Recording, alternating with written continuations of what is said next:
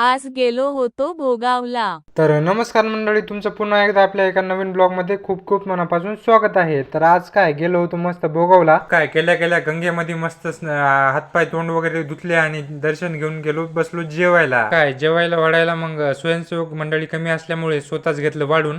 आणि बघू शकता तुम्ही दर्शन घेण्यासाठी बारी कुठून लांब होती, त्यामुळे आपण बाहेरूनच दर्शन घेतलं होतं मारुती रायांचं. आणि इथला परिसर कसा सुंदर आहे बघू शकता तुम्ही, व्ह्यू बघा एकदा. मग काय पाणी वगैरे होतं, मग काय परिसर छान दिसल्यामुळे फोटो वगैरे घ्यायला लावली त्यांना. मग आलो शेताकडं, डायरेक्ट शेताकडे आलो. ह्यांना पण आणलं होतं शेताकडं. मग चला म्हणलं चक्कर मारून येऊत. आणि मग काय शेताकडे आल्यावर आपलं काम एकच, ते म्हणजे मोटर लावणं. आता सौर ऊर्जेवरची मोटर असल्यामुळं त्याला काही टाईम वगैरे नव्हता, कधी लावा, फक्त ऊन पाहिजे होतं.